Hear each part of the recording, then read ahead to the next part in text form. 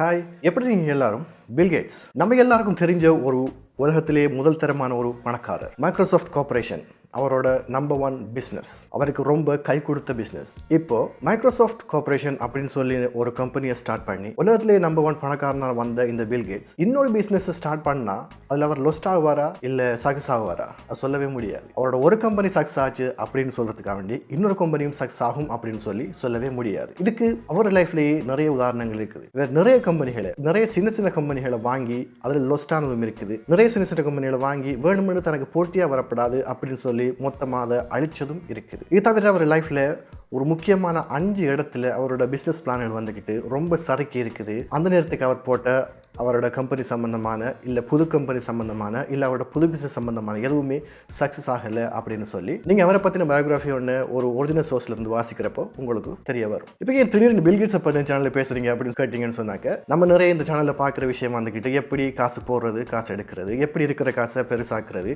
இல்லை ஒன்றும் இல்லாட்டி கூட எப்படி ஒரு பிஸ்னஸ் ஸ்டார்ட் பண்ணுறது அப்படின்னு சொல்லி தான் இந்த சேனலில் நம்ம நிறையவே பார்த்துட்டு வரோம். ஸோ எனக்கு ரீசெண்டாக என்னோட வாட்ஸ்அப்புக்கு மெசேஜ்கள் வருது. இந்த கம்பெனி எங்கே ரெஜிஸ்டர் ஆகிருக்கு சார், அந்த கம்பெனி எங்க ரெஜிஸ்டர் ஆகிருக்கு ப்ரோ, இதோட ஓனர் யாரு சார், அவரை பத்தி உங்களுக்கு தெரியுமா ப்ரோ, அந்த மாதிரின்னு சொல்லி நிறைய மெசேஜ்கள் என்னோட வாட்ஸ்அப்புக்கு வந்துகிட்டு இருக்குது. ஸோ ஒரு விஷயம், ஏற்கனவே சக்ஸஸ் ஆன ஒருத்தர் இன்னொரு பிசினஸ் தொடங்குறான்னு சொன்னாக்க அது சக்ஸஸ் ஆகும்னு சொல்ல இயலாது. நான் ஏற்கனவே அதுக்கு பில் கேட்ஸோட உதாரணம் சொல்லிட்டேன். அடுத்தது வந்துக்கிட்டு இப்போ ஒரு ரெஜிஸ்டர் ஆன கம்பெனி ஷுவரா உங்களுக்கு ஒரு ப்ராஃபிட்டை தரும் அப்படின்னு சொல்லவும் முடியாது. உங்களால் ஸ்கேம் பண்ணாது அப்படின்னு சொல்லவும் முடியாது. சிகப்பா இருக்கிறவன் போய் சொல்ல மாட்டான்டா.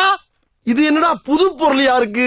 இதுக்கு நிறையவே ரியல் லைஃப் எக்ஸாம்பிள்ஸ் இருக்குது. இப்போ வந்துக்கிட்டு ப்ரைவேட் பேங்குகள் இருக்குது. அந்தந்த லோக்கல் ரூல்ஸோட, அந்தந்த லோக்கல் கண்ட்ரி ரெகுலேஷன்ஸோட கம்ப்ளை பண்ணப்பட்டு உருவாக்கப்பட்ட நிறைய ப்ரைவேட் பேங்குகள் கொஞ்ச நாளையால் போனது இருக்குது. அதில் இன்வெஸ்ட் பண்ணவங்களோட, அந்த பேங்க்கில் காசு போட்டவங்களோட காசு கிடைக்காம போயிருக்குது. அந்த மாதிரி நிறைய ஃபிசிக்கல் இன்வெஸ்ட்மெண்ட் கம்பெனிகள் காணாமல் போயிருக்குது. அப்புறம் சீட்டு கம்பெனிகள் அப்படின்னு சொல்கிறதுகள் நிறைய காணாமல் போயிருக்குது. ஆனால் இதெல்லாமே நீங்கள் பார்த்தீங்கன்னு சொன்னால் அந்தந்த நாட்டு சட்டத்துக்கு உட்பட்டு அந்தந்த நாட்டில் வந்துக்கிட்டு ரெஜிஸ்டர் பண்ணப்பட்டு இருக்கும். ஸோ ஒரு கம்பெனி ரெஜிஸ்டர் ஆகிருக்குது அப்படின்னு சொன்னாக்க அந்த கம்பெனி உங்களை ஸ்கேமே பண்ணாதுன்னு கிடையாது. ஒரு கம்பெனி ரெஜிஸ்டர் ஆகிருக்க இடத்துல அப்படின்னு சொன்னாக்க உங்களுக்கு ஒரு கொஞ்சம் ஒரு 1 பாயிண்ட் அவங்கள நம்பலாம் அப்படின்னு சொல்லித்தான் அர்த்தம். இதில் இந்த சேனல் பார்க்குறவங்க நிறைய பேர் அதே மாதிரி நம்மள உண்மையிலே நிறைய பேர் என்ன எதிர்பார்க்குறோம்னு சொன்னாக்க, ₹1 காசு போடுறோமா, ₹2 வருதா, ஓகே விஷயம் முடிஞ்சுது, அந்த மாதிரி பிஸ்னஸ் நம்மளுக்கு சரி அப்படின்னு சொல்லி நினைக்கிறோம். ஸோ அந்த மாதிரி ஒரு கம்பெனியை நீங்கள் ரிசர்ச் பண்ணுறப்போ அது எங்கே இருக்குது அப்படின்னு சொல்லி நிறைய பேர் இப்போ ரீசெண்டாக ரிசர்ச் பண்ண தொடங்கியிருக்கிறீங்க. ஸோ அதான் என்னோட வாட்ஸ்அப்புக்கு நிறைய மெசேஜ் அந்த மாதிரி வந்துட்டு இருக்குது. என்னோட right to the future video பார்த்தீங்கன்னு சொன்னாக்க அந்த கம்பெனி எங்கே ரிஜிஸ்டர் ஆகிருக்குது, அதை எப்படி செக் பண்ணுற அப்படின்னு சொல்லியிருந்தேன். அதே மாதிரி டைரஸ் வீடியோ பார்த்தீங்கன்னு சொன்னால் அந்த கம்பெனி எங்கே ரிஜிஸ்டர் ஆகுது, அது எங்கே செக் பண்ணுறேன் அப்படின்னு சொல்லியிருக்கிறேன். அப்புறம் ராயல் ரிட்டர்ன்ஸ் இப்போ ரீசெண்டாக வந்திருக்கிற அந்த R&R அப்படின்னு சொல்கிறது எங்கே ரெஜிஸ்டர் இருக்குது, அதை எப்படி செக் பண்ணணும் அதோட வீடியோவில் சொன்னேன். இந்த மாதிரி நான் சொன்ன சில கம்பெனிகளை அந்தந்த எந்த நாட்டில் அதை ரெஜிஸ்டர் ஆகிருக்கிறோ அந்த நாட்டில் வந்துக்கிட்டு எப்படி செக் பண்ணுறேன் அப்படின்னு சொன்னேன். இப்போ இந்த வீடியோவில் என்ன சொல்ல போகிறேன் அப்படின்னு சொல்லி பார்த்தீங்கன்னு சொன்னால், இப்படி நிறைய பேர் கேட்குறதால சில நாடுகளில் வந்துக்கிட்டு இந்த மாதிரி இன்வெஸ்ட்மெண்ட் கம்பெனிகள் உருவாக்குறதுக்கு உண்மையில இதெல்லாம் இன்வெஸ்ட்மெண்ட் கம்பெனியே கிடையாது. ஆனால் இன்வெஸ்ட்மெண்ட் கம்பெனின்னு சொன்னால் உங்களுக்கு புரியும் அப்படின்னு சொல்கிறதால நான் இன்வெஸ்ட்மெண்ட் கம்பெனி அப்படின்னு சொல்கிறேன். ஸோ இந்த மாதிரி இன்வெஸ்ட்மெண்ட் கம்பெனிகள் கிரியேட் பண்ணதுக்குன்னு சொல்லி ஈஸியாக ரூல்ஸ்கள் கொண்டு வர சில நாடுகள் இருக்குது. அப்படி நான் எடுத்த ஒரு லிஸ்ட், அதாவது எந்தெந்த நாட்டில் ஒரு கம்பெனியை கிரியேட் பண்ணாக்க அதை எப்படி செக் பண்ற அப்படின்னு சொல்லி இந்த வீடியோவில் நான் சொல்றேன். Share knowledge. I'm fun. I'm a software engineer. I am a digital nomad. I love food. I'm adventurous. I'm an internet geek. I travel every weekend. And I am Riffaz.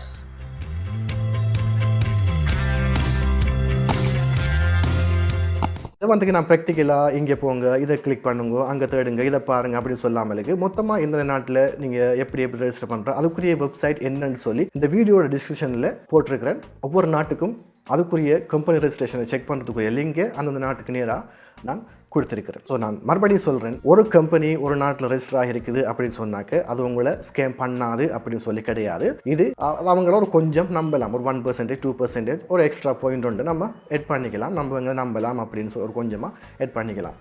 தவிர இது 100% உங்களுக்கு ஒரு சேஃபான விஷயம் கிடையாது. அப்படியே இவங்க ரெஜிஸ்டர் பண்ணியிருக்கிறாங்க அப்படின்னு சொன்னால் கூட அவங்க ஸ்கேம் பண்ணிட்டாங்கன்னு சொன்னாக்க நீங்கள் போயிட்டு அவங்ககிட்ட காசு எடுக்கிறேன்னு சொல்கிறது அவ்வளோ லேசான ஒரு காரியம் கிடையாது. அதுவும் கிரிப்டோ கரன்சி என்று வரப்போ அது ரொம்பவே ஒரு இயலாத காரியம். ஒரு ரீசெண்டாக வந்துக்கிட்டு UK, கனடா அந்த மாதிரி நாடுகளில் வந்துக்கிட்டு ஆன்லைனில் கிரிப்டோ வச்சு உங்களை யார் சார் ஸ்கேம் பண்ணுறாங்க அப்படின்னு சொன்னாக்க அவங்கள கம்ப்ளைண்ட் பண்ணுறதுக்குன்னு சொல்லி ஒரு டிபார்ட்மெண்ட் கொண்டு வந்திருக்கிறாங்க அவங்களோட கவர்மெண்ட்டில். ஆனால் பிரச்சனை என்னன்னு சொன்னாக்க ஒரு டிபார்ட்மெண்ட் கொண்டு வந்திருக்காங்க, கம்ப்ளைண்ட் தான் பண்ணலாம். ஆனால் அந்த கம்ப்ளைண்ட் பண்ணுறதுக்காக வேண்டி உங்களோட காசு மறுபடி முழுசாக கிடைக்கும், இல்லை உங்களோட கிரிப்டோ மறுபடி முழுசாக கிடைக்கும் அப்படின்னு சொல்லி கிடையாது. இந்த மாதிரி டெவலப்டான கண்ட்ரிகள்லேயே இப்படி ஒரு பிரச்சனை இருக்கிறப்போ ஏஷியன் கண்ட்ரியில் இருக்கிறவங்களுக்கு, ஸ்பெஷலாக டெவலப்ட் ஆகாத ஏஷியன் கண்ட்ரியில் இருக்கிறவங்களுக்கு இது ஒரு சாத்தியமே இல்லாத விஷயம். ஸோ நீங்கள் இந்த மாதிரி கம்பெனிகளை இன்வால்வ் ஆகுறீங்க, ரிஸ்க் எடுக்க விரும்புகிறீங்க அப்படின்னு சொன்னாக்க இது முழுக்க முழுக்க உங்களில் தான் தங்கி இருக்குது. இந்த காசு போகுமா இல்லை போகாதா, அப்படி போனால் அதுக்கு என்ன செய்கிற அப்படின்னு சொல்லி என்னை பொறுத்த வரைக்கும் இதுக்கு எந்த முடிவுமே கிடையாது.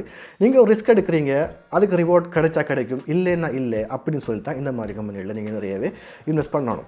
இது வந்துக்கிட்டு கம்பெனி வைஸாக நம்ம யாரோ ஒருத்தர் ஸ்ட்ரேஞ்சர் ஒருத்தருக்கு தெரியாத ஒருத்தருக்கு நம்ம கொண்டு போய் அவர் எங்கே ரெஜிஸ்டர் பண்ணிருக்கிறேன், காசு தாங்க, நான் மறுபடியும் உங்களுக்கு 2 மடங்கு ஆகித்தாரன் 3 மடங்கு ஆகித்தாரன் அப்படின்னு சொல்கிறது நம்பி போடுறோம். ரீசெண்டாக எனக்கு ஒரு இன்சிடென்ட் ஒன்று நடந்தது. இப்போ ஒரு வீக்குள்ளே நடந்தது. கிட்டத்தட்ட ஒரு 2 லட்சம் ஸ்ரீலங்கன் ருபீஸ் வந்துக்கிட்டு அனுப்பியிருந்தேன் USDT வாங்குறதுக்கு. ஆனால் அவர் எனக்கு USDT அனுப்பல. நான் இப்போ அதுக்கு லீகலாக சில விஷயங்கள் செய்ய வேண்டியிருக்கிறதால அதோட எல்லா டீட்டெயிலையும் இங்கே முழுசாக சொல்ல முடியாது. அப்போது நான் என்ன செஞ்சேன்னு சொன்னாங்க, இது நடந்ததுக்கு 2-3 நாளைக்கு அப்புறம் என்னோட லோயருக்கு ஃபோன் பண்ணி இப்படி ஒரு பிரச்சனை நடந்து போச்சு, என்ன செய்கிற, ஸ்ரீலங்காவுக்கு என்ன சரி பண்ணலாமா அப்படின்னு சொல்லி கேட்டேன். அதுக்கு அவர் சொன்னார் என்னன்னு சொன்னாக்க, நீங்கள் கிரிப்டோ கரன்சி காசு கொடுத்தீங்க, கிரிப்டோ கரன்சி வாங்கணும் அப்படின்னு சொல்லி ஸ்ரீலங்கன் போலீஸில் போய் கம்ப்ளைண்ட் பண்ணால் அதை அவங்க ஏற்றுக்க மாட்டாங்க அப்படின்னு சொன்னார். அவர் ஒரு லோயர். ஸோ பாருங்கள், நம்ம பர்சனலாக கிரிப்டோ கரன்சி காசு கொடுத்தா கூட இப்போதை வரைக்கும் எந்த ஒரு ரூல்ஸும் இல்லாத ஸ்ரீலங்காவில் அந்த கிரிப்டோ கரன்சியை கொடுத்த காசை கூட நீங்கள் யாருக்கு கொடுத்தீங்களோ அவரோட முழு டீட்டெயில் உங்களுக்கு தெரிஞ்சால் கூட அவரை நீங்கள் பர்சனலாக சந்திக்கலாம் என்றால் கூட அவரை நீங்கள் பர்சனலாக கோர்ட்டில் சப்மிட் பண்ண இயலும் அப்படின்னு சொன்னால் கூட அந்த காசை திருப்பி எடுக்க முடியாது. பாருங்கள், இப்போ இதுவரை ஃபிசிக்கலாக நம்ம ஃபேஸ் டு ஃபேஸ் பண்ணுற ஒரு விஷயத்தை கூட நம்மளால் இந்த கண்ட்ரியில் இருந்துக்கிட்டு செய்ய முடியாது. ஸோ நீங்கள் எங்கேயோ ஒரு கண்ட்ரியில் ரெஜிஸ்டர் பண்ணியிருக்கிறேன், அங்கே ஒரு கண்ட்ரியில் ரெஜிஸ்டர் பண்ணி அப்படின்னு சொன்னதுக்காக வேண்டி மட்டுமே ஒரு கம்பெனியில் இன்வெஸ்ட் பண்ணுறீங்க அப்படின்னு சொன்னாக்க அதை விட ஒரு என்ன சொல்கிறது, அது ஒரு சரியான முடிவு கிடையாது. அடுத்தது இப்போ ஸ்ரீலங்காவில் எந்த இன்வெஸ்ட்மெண்ட் கம்பெனிஸ் இந்த மாதிரி ஆன்லைனில் பண்ணியிருக்கிறாங்க அப்படின்னு சொல்லி பார்த்துருக்கீங்களா? இந்தியாவில் அப்படி என்ன சரி பண்ணியிருக்காங்க அப்படின்னு சொல்லி பார்த்தீங்களா? அப்படி சொன்னாக்க அது சம்மந்தமாக கீழுக்கு கமெண்ட் செக்ஷனில் சொல்லுங்கள். அதை கொஞ்சம் நான் ரிசர்ச் பண்ணி சொல்கிறேன். ஆனால் ஒரு விஷயம் புரிஞ்சுக்கோங்க, எங்கே ரெஜிஸ்டர் பண்ணியிருந்தாலும் உங்களுக்கு ஜூம் கிளாஸ் போட்டு உங்களோட மண்டையை கழுவி அதில் போடுங்க. நீங்கள் போடுற 100 ரூபா 200 ரூபாகும் 300 ரூபாகும் அப்படின்னு சொல்லி கிழமைக்கு ஒருக்காவோ கிழமைக்கு 2 தரமோ உங்களுக்கு ஜூமில் மீட்டிங் போட்டு அதை ப்ரைவேட்டாக மட்டும்தான் சொல்கிறாங்க, பப்ளிக்காக எந்த டீட்டெயிலும் காட்டலை அப்படின்னு சொன்னாக்க அந்த கம்பெனி எப்போவோ ஏதோ ஒரு கட்டத்தில் ஓட போகிற ஒரு கம்பெனி அப்படின்னு சொல்கிறதுல எந்த டவுட்டும் கிடையாது. ஸோ அந்த மாதிரி விஷயத்தில் நீங்கள் இன்வால்வ் ஆகிறீங்கன்னு சொன்னாக்க ரிஸ்க் தெரிஞ்ச இன்வால்வ் ஆகுங்க. இப்போ நானும் அந்த மாதிரி கம்பெனி ஒன்று இருக்கிறேன், இல்லைன்றதுக்கு இல்லை. ஆனால் எனக்கு தெரியும் இது எப்போ நடந்தாலும் அதை பற்றி எனக்கு பிரச்சனை ஒன்றும் இல்லை, அந்த காசில் நம்ம முழுசாக தங்கி இல்லை. அந்த மாதிரி ஒரு சுச்சுவேஷனில் நீங்கள் இருப்பீங்கன்னு சொன்னாக்க ஓகே, இன்வால்வ் ஆகுங்க.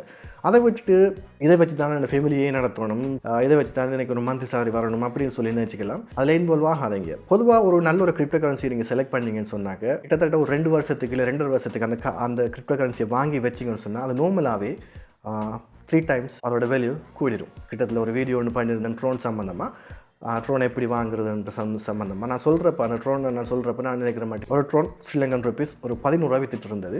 இன்றைக்கி நான் இந்த வீடியோ பண்ணுறப்போ ஒரு ட்ரோனோட விலை வந்துக்கிட்டு 17 ரூபா.